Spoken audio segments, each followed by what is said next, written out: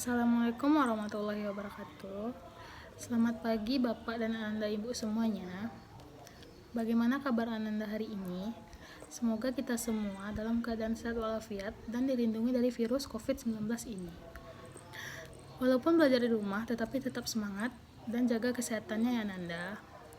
Dan juga setiap pembelajaran, Ananda wajib membuka WA dan standby di grup WA kita ini, agar proses pembelajaran kita lancar dan semuanya dapat memahami materi-materi biologi di semester 1 kelas 11 ini. Nah, Ananda semua, sebelumnya kita sudah membahas tentang KD31, yakni komponen, struktur, dan fungsi sel. Ada yang tahu materi kita hari ini?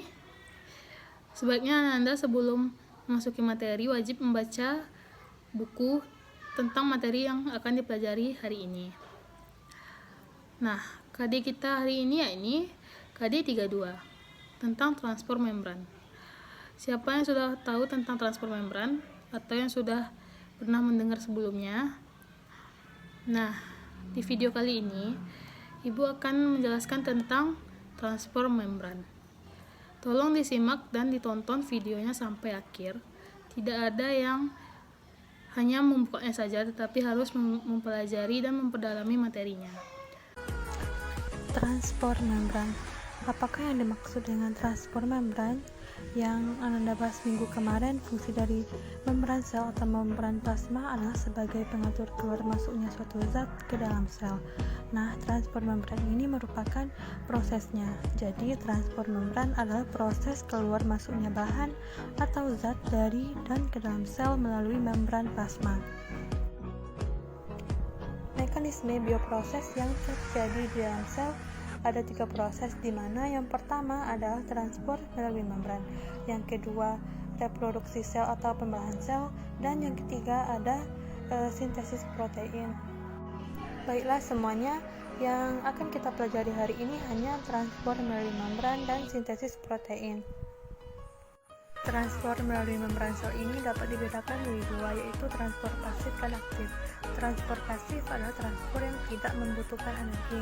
Transport aktif adalah transport yang membutuhkan energi. Transport pasif berlangsung akibat adanya perbedaan konsentrasi antara zat atau larutan yang akan berpindah dari konsentrasi tinggi ke konsentrasi rendah. Ada 3 macam transport pasif, yaitu difusi, difusi terbantu, dan osmosis. Yang pertama, difusi. Difusi merupakan perpindahan zat, padat, cair, atau gas dengan atau tanpa melewati membran dari daerah yang konsentrasinya tinggi, hipertonis, ke daerah yang konsentrasinya rendah, hipotonis. Akibat perpindahan ini, konsentrasi zat menjadi sama atau isotonis. Dan ini merupakan perpindahan lemak melalui membran sel yang tidak membutuhkan energi, yang dari konsentrasi tinggi ke konsentrasi rendah.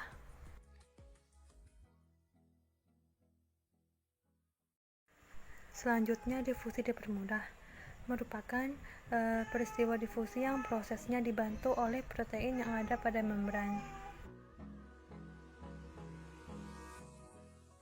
Dan ini merupakan perpindahan molekul fruktosa untuk menyebarkan zat melintasi membran sel yang tidak membutuhkan energi.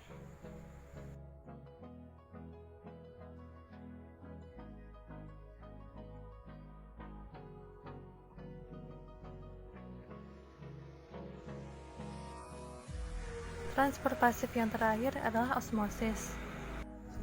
Osmosis merupakan perpindahan molekul pelarut, misalnya air, melalui selaput semi-permeabel dari larutan hipotonis yang konsentrasinya rendah ke hipertonis yang konsentrasinya tinggi.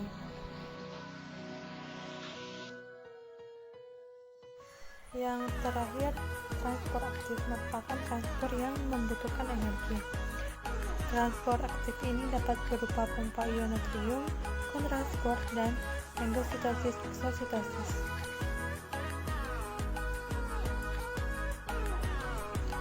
Bagian pertama, pompa ion, dapat berupa natrium dan kalium, merupakan proses perpindahan ion melewati membran plasma melawan gradien konsentrasi. konsentrasi ion Na+ di dalam sel lebih rendah daripada di luar sel, sedangkan konsentrasi ion K+ di dalam sel lebih tinggi daripada di luar sel. Memasukkan ion K+ dan mengeluarkan ion Na+ harus melawan gradien konsentrasi, sehingga dibutuhkan sejumlah ATP dan bantuan protein integral pada membran sel.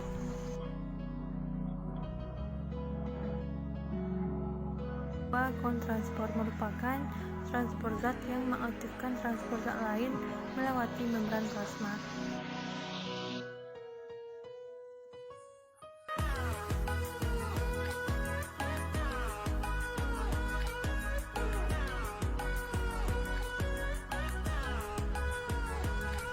Perpindahan dilakukan secara melawan gradien konsentrasi.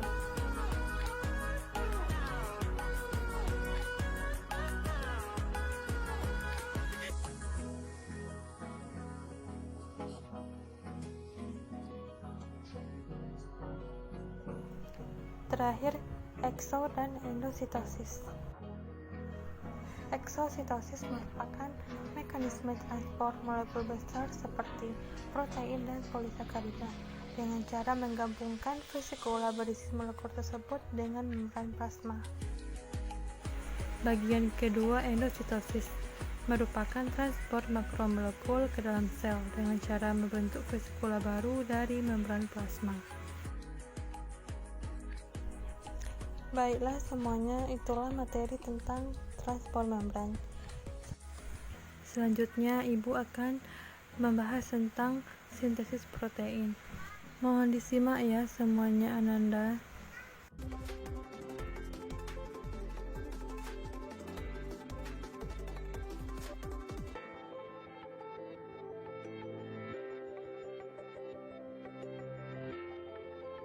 Inilah rantai DNA yang mengandung gen. Untuk mensintesis protein, gen memiliki daerah permulaan dan daerah akhir. Daerah permulaan disebut promoter region, daerah akhir terminator region. Dari seutas inilah terbentuklah protein.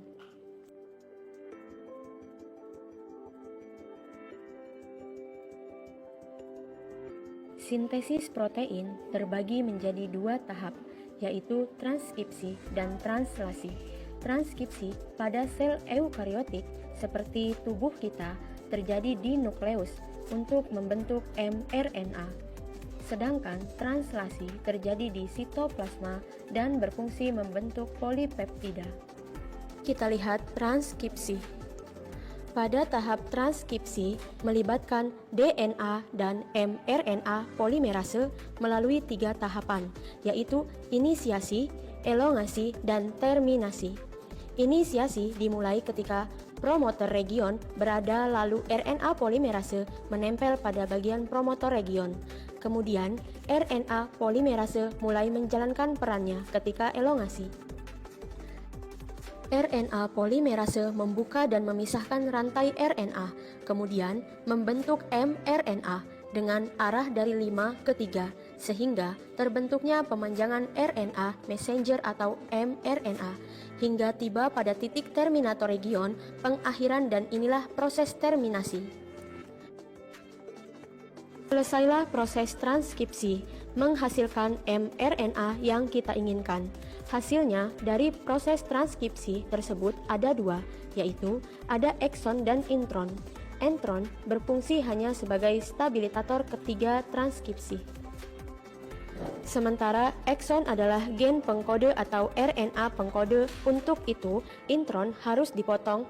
Pemotongan intron ini dipotong oleh kelompok enzim yang disebut speciosom.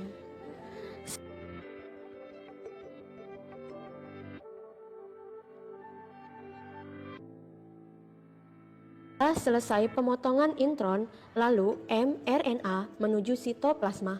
Di sitoplasma terjadilah proses translasi. Inilah proses translasi mRNA menentukan kodon.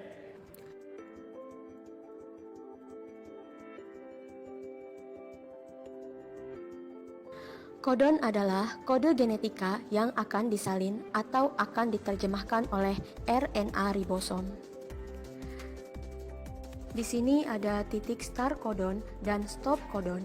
Start codon yang mengawali pembentukan atau penerjemahan asam amino pada start codon menempel ribosom unit kecil, kemudian disusul dengan pemasangan codon dengan antikodon yang dibawa oleh RNA transfer.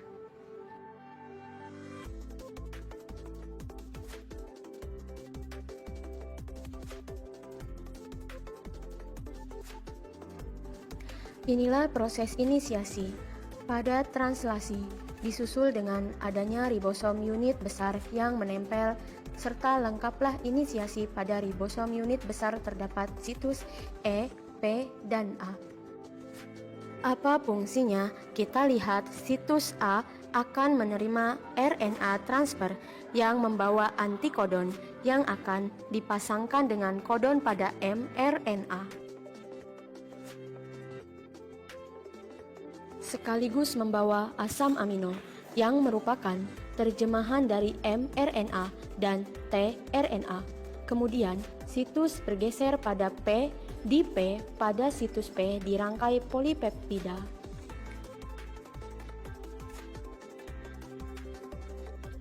Kemudian bergeser ke E dan tRNA pada situs E dilepaskan, begitulah selanjutnya pembentukan polipeptida. Polipeptida terbentuk hingga akhirnya sampai pada stop codon. Datanglah release vektor atau vektor pengakhir sehingga semuanya berakhir. tRNA lepas, ribosom lepas, terbentuklah polipeptida yang kita inginkan. Polipeptida yang terbentuk kemudian menjalankan fungsinya di dalam tubuh kita sesuai dengan apa yang kita harapkan. Apabila terjadi perubahan atau kesalahan pada pembentukan atau penerjemahan, maka itu akan menyebabkan kesalahan pada tubuh kita. Kesalahan produksi asam amino. Asam amino ini dikodekan dibentuk berdasarkan gen, berdasarkan rantai mRNA yang sudah dikopi, yang sudah ditranskripsi dari DNA yang kita miliki. Demikian sintesis protein berlangsung.